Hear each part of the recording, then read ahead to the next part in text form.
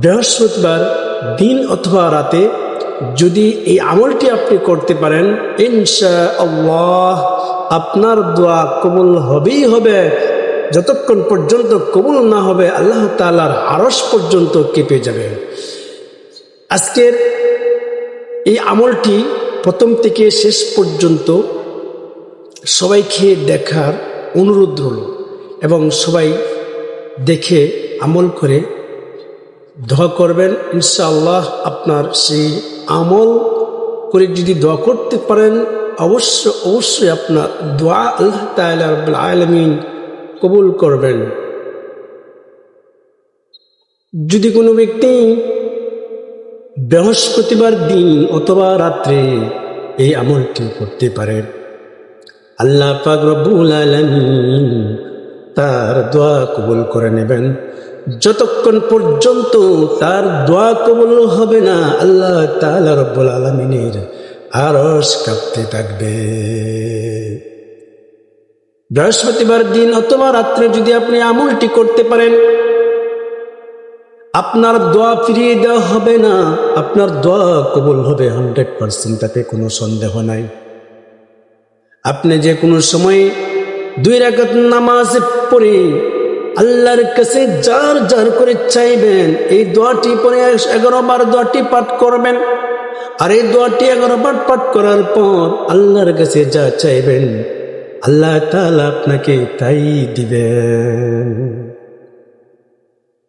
প্রথমত আপনি সুন্দর করে ওযু করবেন। নবী করিম সাল্লাল্লাহু আলাইহি ওয়াসাল্লাম বলেছেন, যদি কোনো ব্যক্তি সুন্দর করে ওযু করে, আল্লাহ তাআলার হুকুম নবীর সুন্নত তরিকায় ওযু করার পর যদি কোনো ব্যক্তি এই কালিমায়ে শাহাদাত পাঠ করে, ওই ব্যক্তির জন্য জান্নাতের 8টি দরজা খুলে দেওয়া হয়। সুবহানাল্লাহ। যদি কোনো ব্যক্তি উত্তম রূপে ওযু করার পর কালিমায়ে শাহাদাত পাঠ করে, আল্লাহ পাক রব্বুল আলামিন তার জন্য জান্নাতের 8টি দরজা খুলে দেন। সুবহানাল্লাহ। কালিমায়ে শাহাদাত আশহাদু আল্লা ইলাহা ইল্লাল্লাহ ওয়াহদাহু লা শারীকা লাহু ওয়া আশহাদু আন্না মুহাম্মাদান আবদুহু ওয়া রাসূলুহু। এই বাক্যগুলা, এই কালিমায়ে শাহাদাত যদি ওযু করার পর আপনি পাঠ করেন, আপনার জন্য জান্নাতের 8টি দরজা খুলে দেওয়া হবে। সুন্দর করে ওযু করে কালিমায়ে শাহাদাত পাঠ করবেন। 2 রাকাত নফল নামাজ আপনি আদায় করবেন। 2 রাকাত নফল নামাজ আপনি যেরকম ভাবে নফল নামাজ আদায় করেন ওইরকম ভাবে 2 রাকাত নফল নামাজের নিয়ত করবেন।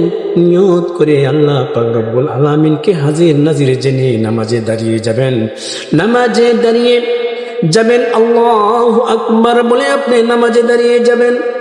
আল্লাহ পাক রব্বুল আলামিনকে হাজির নাজির জেনে 2 রাকাত নফল নামাজের নিয়তে আপনি দাঁড়িয়ে যাবেন। নফল নামাজের মধ্যে আপনি যে কোনো সূরায় পাঠ করতে পারেন, আপনার যা মন চাই তাই পাঠ করতে পারেন। আপনার যে কোনো সূরা আপনি জানেন, যে সূরাটুকু আপনি জানেন সেই সূরাটা আপনি ওই নামাজের মধ্যে আপনি তেলাওয়াত করবেন। 2 রাকাত নামাজের পর, 2 রাকাত নফল নামাজের পর আল্লাহ পাক রব্বুল আলামিনকে সন্তুষ্ট করার জন্য আল্লাহ তাআলা রব্বুল আলামিনের বিভিন্ন তাসবিহ তাহলিল আপনি পাঠ করবেন। সর্বপ্রথম নিজের জীবনের গুনাহ আল্লাহ পাক রব্বুল আলামিনের কাছে ইস্তিগফার করে ক্ষমা চেয়ে নেবেন। কমসে কম 11 বার আস্তাগফিরুল্লাহ আল্লাযী লা ইলাহা ইল্লা হুয়াল হাইয়ুল কাইয়্যুম। যে কোনো ইস্তিগফার আপনি পড়তে পারেন। 11 বার ইস্তিগফার পাঠ করবেন। আল্লাহ তাআলার কাছে জীবনের গুনাহ আত্মসমর্পণ করবেন। জীবনের গুনার জন্য লজ্জিত হবেন। জীবনের গুনাহ ক্ষমা আছে আল্লাহ তাআলার কাছে বলবেন, আল্লাহ যেন আপনাকে মাফ করে দেন। ইস্তিগফার এরকম ভাবে পাঠ করবেন, আস্তাগফিরুল্লাহ, আস্তাগফিরুল্লাহ আল্লাযী লা ইলাহা ইল্লা হুয়াল হাইয়ুল কাইয়্যুম। যে কোনো ইস্তিগফার পড়তে পারেন। আস্তাগফিরুল্লাহ, এতটুকু ইস্তিগফার পড়তে পারেন।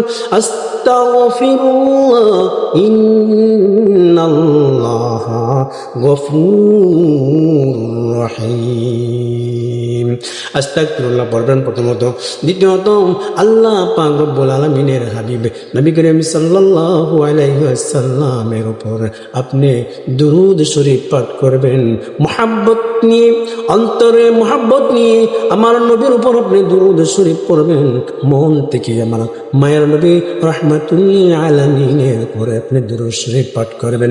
যে কোনো দুরূদ শরীফ পাঠ করতে পারেন। দুরূদ ইব্রাহিম পাঠ করলে সবচেয়ে উত্তম। দুরূদ ইব্রাহিম আমি আপনাদের সম্মুখে একবার পাঠ করে দিচ্ছি, আপনারা শিখে নেবেন।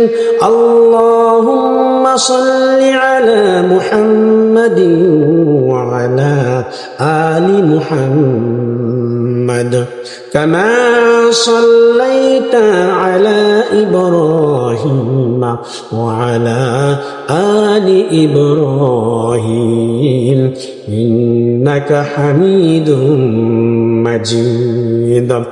আল্লাহুম্মা বারিক আলা মুহাম্মাদিন ওয়া আলা আলি মুহাম্মাদ কামা বারাকতা আলা ইব্রাহিম ওয়া আলা আলি ইব্রাহিম ইন্নাকা হামিদুম মাজিদ। আপনারা যে দুরূদ শরীফ পড়েন সেটাই পড়বেন সাল্লাল্লাহু আলাইহি ওয়াসাল্লাম। আপনি এতটুকু দুরূদ শরীফ আপনি পাঠ করতে পারেন, তবে 11 বার পাঠ করবেন। দ্বিতীয়বার আপনি প্রথম অবস্থায় আল্লাহ তাআলার কাছে ইস্তিগফার পাঠ করবেন, ক্ষমা চাইবেন। দ্বিতীয়বার আল্লাহ পাক রব্বুল আলামিনের হাবিব নবী করিম সাল্লাল্লাহু আলাইহি ওয়াসাল্লামের উপরে আপনি অন্তর থেকে ভালোবেসে দুরূদ শরীফ পাঠ করবেন। যে কোনো দুরূদ শরীফ হতে পারে, যে কোনো দুরূদ শরীফ আপনার জানা আছে সেই দুরূদ শরীফ আপনি নবী করিম সাল্লাল্লাহু আলাইহি ওয়াসাল্লামের উপরে কি করবেন? পাঠ করবেন। তারপরে এই ছোট্ট দোয়াটি 11 বার পাঠ করবেন। এই দোয়াটি যদি আপনি 11 বার পাঠ করেন, আল্লাহ পাক রব্বুল আলামিন আপনার মনের আশা বাসনা আপনার দোয়া কবুল করবেন। ততক্ষণ পর্যন্ত আল্লাহ তাআলার আরশ কাঁপতে থাকবে যতক্ষণ পর্যন্ত দোয়া কবুল না হয়। সেই দোয়াটি 11 বার পাঠ করবেন। লা ইলাহা ইল্লাল্লাহ, 11 বার। লা ইলাহা ইল্লাল্লাহ, লা ইলাহা ইল্লাল্লাহ।